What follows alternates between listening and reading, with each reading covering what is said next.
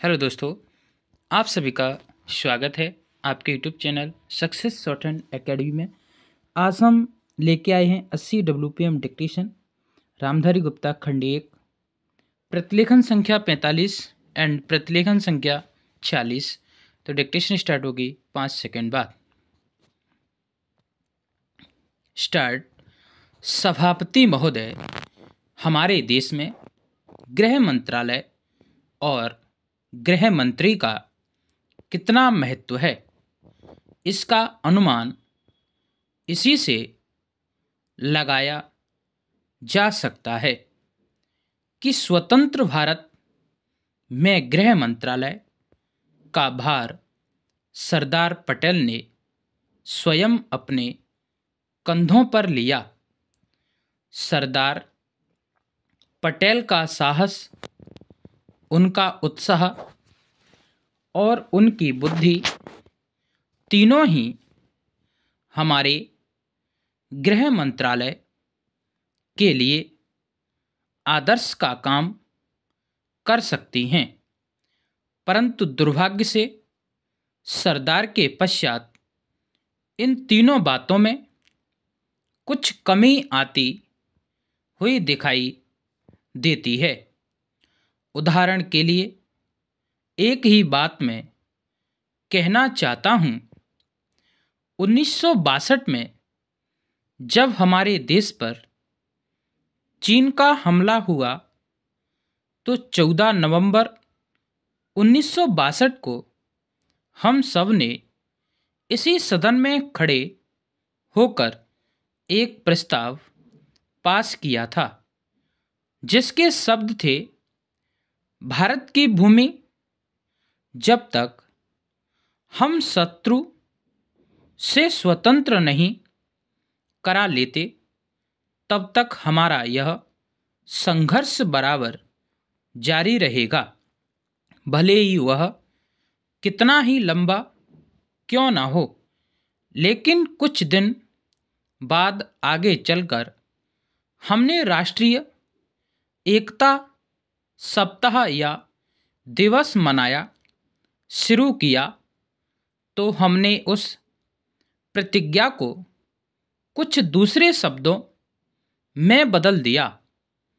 उस प्रतिज्ञा के शब्द थे, मैं अपने देशवासियों के संकल्प को दोहराता हूँ कि मैं अपने देश की स्वतंत्रता तथा एकता की रक्षा करूँगा, चाहे इसके लिए कितना ही कड़ा और लंबा संघर्ष क्यों न करना पड़े।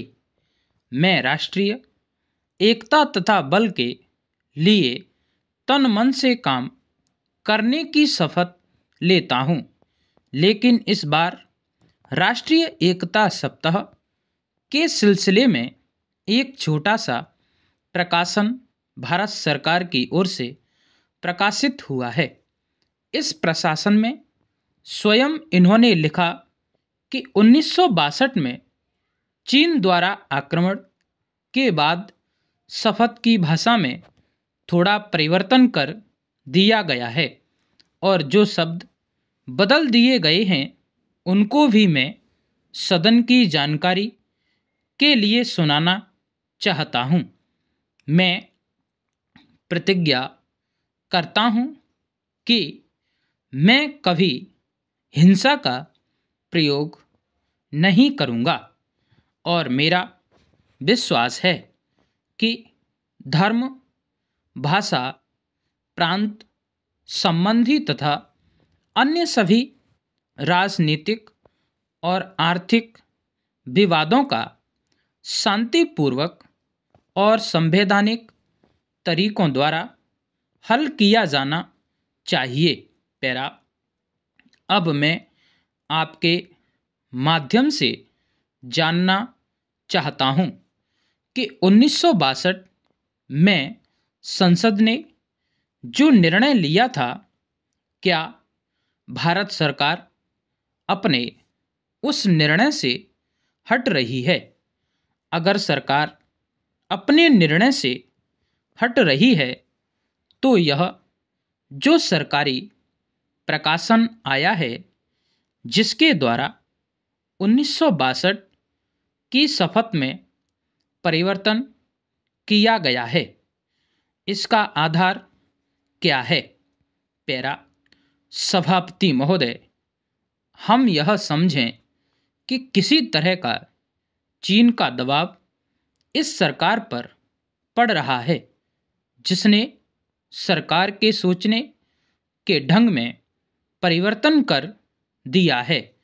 मैं गृह मंत्री से विशेष रूप से यह कहना चाहता हूं कि सरदार पटेल जिस जगह पर बैठे थे, आज आप उसी जगह पर बैठे हुए हैं और राष्ट्र की आंतरिक सुरक्षा का भार आपके कंधों पर है। इस प्रकार के प्रकाशन सरकार की दुर्बलता के सूचक हैं। दूसरी बात, मैं सांप्रदायिक दंगों के संबंध में कहना चाहता हूं। इन सांप्रदायिक दंगों से निश्चय ही हमारे देश की जो आंतरिक स्थिति है वह बिगड़ती जा रही है। दुनिया के दूसरे देशों में हमारा देश बदनाम हो रहा है।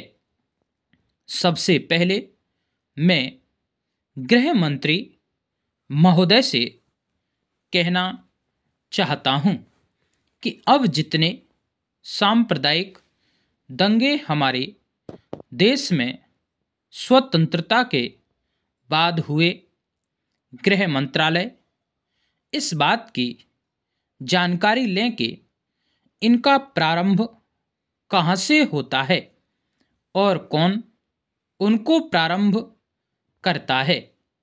अगर इस देश का बहुमत उनको प्रारंभ करता है तब तो मेरा कहना यह है कि बड़ी कड़ाई के साथ उन पर काबू किया जाना चाहिए।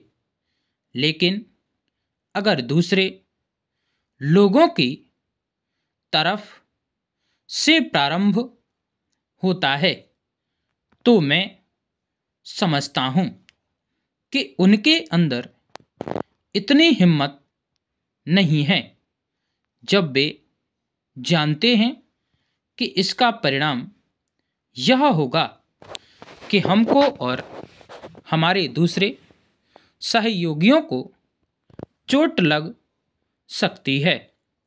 फिर भी वे इसका प्रारंभ करें तो मुझे ऐसा लगता है कि कोई तीसरी शक्ति अवश्य है जो आज भी 5 दशकों के पश्चात हमारे सामाजिक जीवन को दुखी बनाना चाहती है। पैरा, उदाहरण के लिए मैं एक ही बात कहना चाहता हूं। पहले गृह मंत्रालय जब अपनी वार्षिक रिपोर्ट प्रकाशित करता था तब उसमें बतलाया जाता था कि हमारे देश में दुनिया के किस किस देश के कितने नागरिक रह रहे हैं। लेकिन अब शायद जानबूझकर गृह मंत्रालय ने अपनी कमी को छिपाने के लिए इन आंकड़ों को देना बंद कर दिया है। लेकिन फिर भी प्रश्नों के उत्तर में कभी कभी कुछ इस प्रकार के आंकड़े सामने आ जाते हैं। अभी हाल में जब यहाँ पूछा गया कि हमारे देश में पाकिस्तान के कितने नागरिक ऐसे हैं जो पासपोर्ट लेकर रह रहे हैं, तब उत्तर में सरकार ने बताया कि इस समय पासपोर्ट के आधार पर भारत में रह रहे पाकिस्तानी नागरिकों की संख्या लगभग 217,000 है। पूर्ण विराम, स्टॉप। तो दोस्तों, वीडियो अच्छी लगी लाइक शेयरिंग कमेंट करें, सब्सक्राइब करें, बेल आइकन दबाएं जिससे आप तक नोटिफिकेशन पहुंचता रहे। धन्यवाद।